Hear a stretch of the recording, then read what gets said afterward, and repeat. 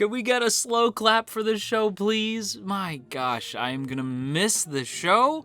I'm gonna miss the show something terrible. But thankfully, we do know that there is a second season confirmed, which really surprised the hell out of me, but I am so happy.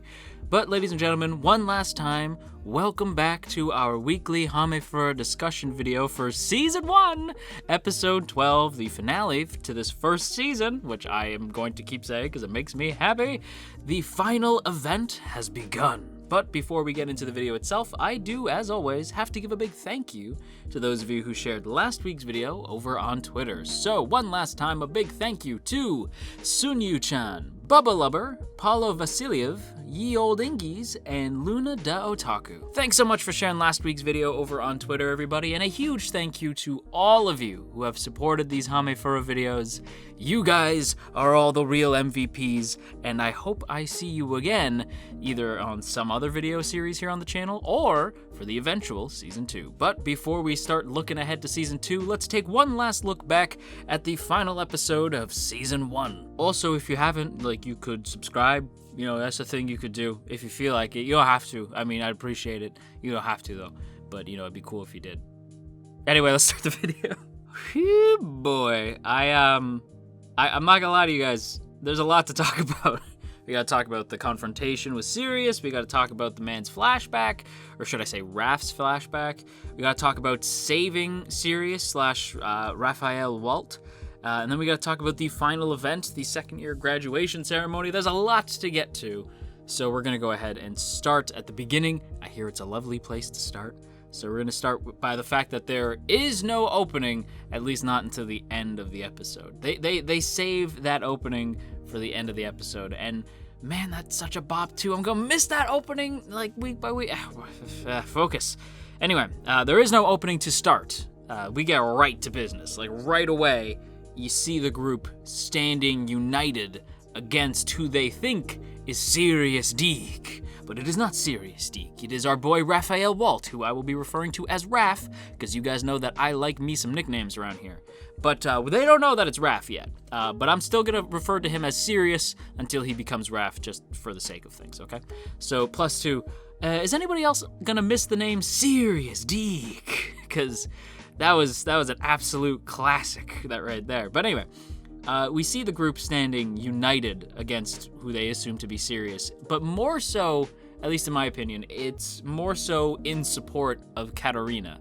I think, and you could kind of tell just by the way that characters talk, especially Nicole, characters who have known Sirius, as they know him, for so long that this has come as such a shock to them that they're having a hard time standing opposed to him, because it's it'd be as though someone you're relatively close with suddenly attacking you out of the blue and you have no concept of why. You'd still be reluctant to fight back because you're thinking what did I do? Or what is going on? Is something wrong? Your concern would be them first and then you. And so I do like that they have that. It's more that they have that sort of they're standoffish, right? They're ready to defend themselves and protect Katarina, but they are still they're feeling a little bit torn. And I like seeing the harem looking out for each other, you know what I mean? And you better believe that's Sirius. Not even let's say Raph joins the harem. Sirius is long dead at this point, but Raph joins the harem. But in this moment, Katarina tries one last time to have a talk with who she thinks is Sirius, but this man is not having it, and he goes full dark side and reveals his past and honestly kind of fair reasons and rationale for why he's chosen to break bad.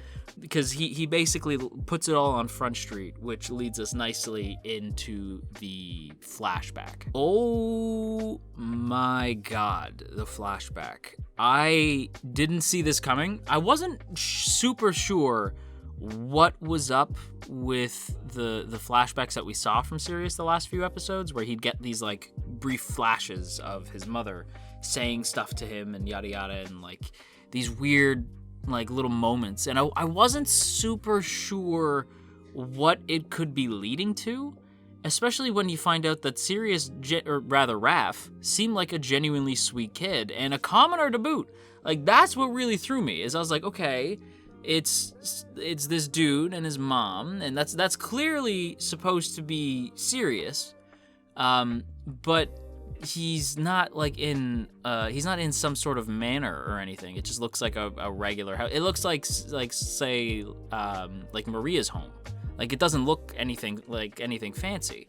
So I was left there scratching my head going like, what the hell is going on? Now, I know that's Sirius, and I know that's his mom. What's going on here? And then suddenly people burst in, and it's revealed, and this is heavy stuff, but it is revealed here that Raph's mother, getting confusing, Raph's mother had slept with the Marquis Deek,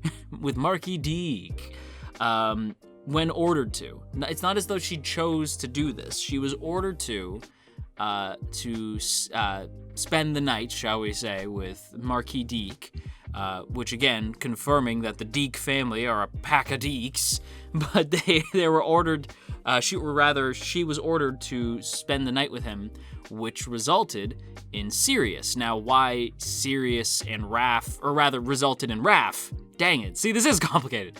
Why Raph and Sirius look identical, I don't know. I have to assume that maybe either they're twins, or, I mean, they even look the same age. Like, I don't know. I don't super know. Like, I don't know. Like, maybe the Marquis' hair is also red, so maybe that's why. I don't know. Whatever. It doesn't super matter, but they look very similar. And it's similar enough that the Marchioness Deek, the wife of Marquis Deek, Marquis just being like the word for like high-standing noble, but the Marquis' wife is planning to use Sirius and his mom, along with some dark magic, to save her son.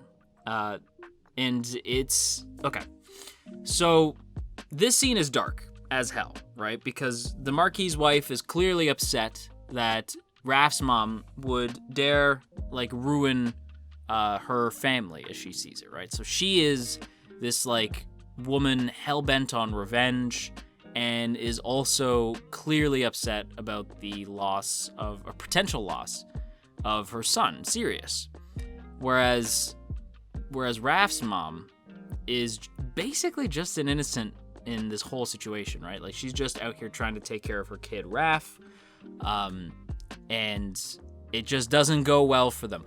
Honestly, if I had to compare the Marquis' wife to anybody, and I'm sure a lot of you probably are going to see this coming, but she reminds me an awful lot of Cersei from Game of Thrones, where she's willing to do some heinous, deplorable stuff in the name of her family. And I do like that Raph later says, like, she just wanted me around to hide her shame and to make her feel better. Didn't matter about Sirius. Sirius wasn't actually her intent. It just was there to make her feel better. So you get this sort of, like, really deplorable human being, but you can almost understand how her rationale would check out. Like, how this deplorable woman would understand and do the things she's doing. While I don't condone, I can almost understand, because she's about to lose her kid. And so she's like, well, there's this other kid who I don't give a shit about, and his mom tried to ruin my life. So, like, and keep in mind, we know that she didn't try to ruin her life. It was the Marquis just being a deek, sorry. But you almost kind of get it. So I was like, okay, I actually really appreciate how, like, uncomfortable that was, because it's like, oh man, this whole thing's dark. And she even had the mage killed as a precaution so that nobody could know that Sirius's mind was in the body of Raph, right? It's this really, I don't know, it was a really neat moment. And again, very, very intense. I was not expecting this whole scenario. And the mage being killed as a precaution, I should have guessed that the mage was going to play some part later on in the episode, but I really just didn't see that coming. I thought it was going to be that Sirius was actually laying dormant and was furious at his mother for what she's done, and that's who the shady, like, specter was. But no, it turned out to be the mage, but we'll get into that. Bigger question at play: is this how Achan and Bakarina got here? Was it dark? Like, because that's the thing, right? I've seen so many people say, like, how are you going to do a second season if, like, they set up the final events, right? Like, that's why you do it, because now there's this interesting question of like, okay, so they're now past the game. What happens then? Like, what happens after the game? Like, what is going to go on here? Like, is there a Fortune Lovers 2 that maybe Katarina wasn't aware of? Perhaps we can go into this huge thing where I'm like, okay, the way the dark magic thing worked is basically they put the consciousness of one person into another, therefore rendering the other person just a vessel. What does that sound like to you? Oh my God, that blew my mind. I was like, so, okay, what if season 2 is figuring out how they got there? Like, what if season 2 is actually going to explain how the girls got to Fortune Lovers? That I find really intriguing, because we don't even really know what the hell happened to Achan in the first place. I still think there's a lot of threads that they can build into something cool for season 2. And I know some people are saying, oh, but there's not enough material. I don't care. Just give me season 2. This was enough where I'm like, I will watch an entire season if you try to explain this, because that had me so intrigued. But we're getting off topic. Let's get back to the rest of the episode. Let's get back to saving Sirius. And again, I use Sirius in air quotes because at this point, Katarina confronts, who they are referring to as Sirius for now. And what I love is that she confronts him and says, like, you're right. I'm not some big hero. I'm not the heroine of this story. I'm just the villainess standing in for the hero. I can't save you, and I can't make this better. But what I can do is be there for you. And I can try my best to take care of you, to make you feel better when the going gets tough, and just know that I'll be there. And she says, like, she calls him Raphael. And I was like, oh my God. Like, that, first of all, when I heard, like, I can't remember the exact line, but there's this beautiful shot of Katarina, like, my girl looking like a damn goddess. Like, just this beautiful image of Katarina, like, calling him Raphael, like, letting him know that it's okay, that it's gonna be okay. And I was full of emotion. And when I heard Raphael, like, yes, for those of you who don't know, I was really into art history growing up. Like, I was like a history guy, but I really liked art history in particular. So I should have thought of Raphael like the actual artist. Instead, I thought of Raphael from the Ninja Turtles, because I was like, wait a minute, Sirius, quote unquote, Sirius's hair is red. Raph's like headband or like mask was red. Oh my God, it makes so much sense. I'm so stupid, I'm sorry. But this moment of clarity for Raphael, who we will now be referring to as Raph for the rest of the video, this moment of clarity triggers the accurate memory of his mother, and this almost saves him like right in that moment, right? Like seeing his mom say, instead of saying avenge me, what she instead says is live a happy life, and I love you. And that's what she said, which felt way more in character, because I remember here, like the last time when we heard her say avenge me, and then we see like the early parts of the flashback here, I'm like, why would she say that? Like, that doesn't make any sense.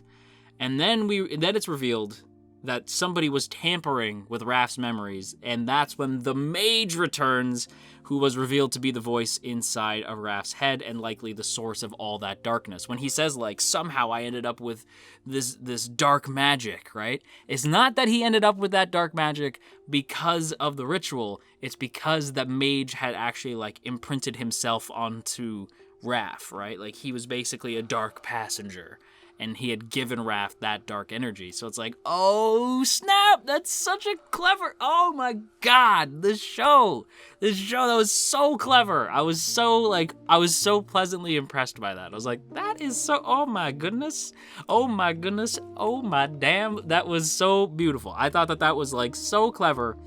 And honestly, when they like purge that sort of the mage off of him, with where he just like lets like him and Katarina just like hold hands, and he says like, I'm done with revenge, and it's enough to sort of cast the mage out. And since the mage's body had already died, it just means that he's just gone. So at that point, Raph is now free of that dark magic, And in that moment, I wanted to give my boy a hug so bad. So bad. Raph's been through so much. And he then reveals the crimes of the Deke family, and he vows to start over. And it's beautiful! Raph is just the best. I love this character now. That's another reason why you do a season 2. Sorry, I'm getting all flustered. That's another reason why you do season 2. I want to see Raph, okay? I've known Sirius Deke for a whole season. I want to get to know the real Sirius Deke. I want to get to know Raphael Walt, dang it. As for the final event, the second year's graduation ceremony, it's interesting, right? Because this takes up a whole half of the episode. But it's mostly just back to the comedic stuff that we fell in love with the show for in the first place. So it's just this sort of pleasant, nice way to wind down until the very end. But there is some stuff that, of course, I want to mention. Katarina somehow still being concerned about a bad end, even after all she's done, is absolutely wild. And I love the fact that she gives this man, Nicole, a veggie bouquet. Okay, that was ridiculous, but again, very Katarina. And it was one of the, that's the moment where I realized how much I was going to miss this show. But thankfully, I had already been told about season 2. So I was like, oh, thank God. But it was just that little happy moment with the veggie bouquet that I was like, as cool as it was to have these serious moments. And I think it really pushed and elevated the series into like top tier status for me. Like one of my new favorite isekai in general. But it's also these comedic moments, these sort of character-built comedy scenes that I really fell for. And the veggie scene just sort of reinforced that. It was so stupid and goofy, but it just made me realize how much I'm gonna miss these characters and these goofy moments. And what I loved is that Katarina then gets concerned about a reverse harem route, because she's like, wait, she's not picking anybody. Oh my God, what's gonna happen? And she does get the reverse harem route, but it ain't Maria. Maria's not the one with the reverse harem route. And it's definitely confirmed to be Katarina. And Katarina points out that she thinks this is the friendship ending, which is not necessarily good if you're playing a romantic visual novel. But if you're in that situation, the friendship ending is kind of the best ending. So I do think that particular ending, especially for me watching, I was like, this is great because it means I can still ship everybody without the pesky issue of canon. But it is definitely not the friendship ending. This is the harem ending, and not just the reverse harem ending. This is the full ass harem. This is the bi harem, that we needed, the one that we deserved, and the one that blessed us for many weeks. This is the bi-harem ending. Even Raph comes back as a member of the Department of Magic, which means he gets to hang out on school grounds, so he's still gonna be around as a character. And he even asks to stay with Katarina, which I was so happy with. This whole last little bit of the show with Raph and checking in on everybody, and this big moment with Katarina, just being Bakarina, the Bakarina that we fell in love with. I'm gonna miss this show. I'm biting my lip right now. Because yeah, I'm not gonna lie to you guys. You guys know me, I'm a big sap, but yeah, it doesn't take a lot to get me emotional, and this ending did get me emotional.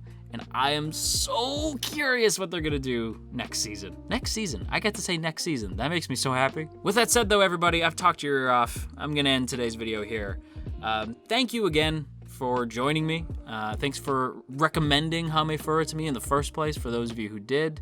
I remember getting hyped for this show because we were all excited because oh my God, bye harem. And it totally lived up. In fact, not only did it live up, it exceeded expectations. And I cannot wait for season 2. But with that said, everybody, if you enjoyed today's video, don't forget to boop that up snoot and share if you care. And if you haven't hit that subscribe button yet, please do that. I would appreciate it. And of course, before we go, I have to give a big thank you to the lovely people in the T Squadron.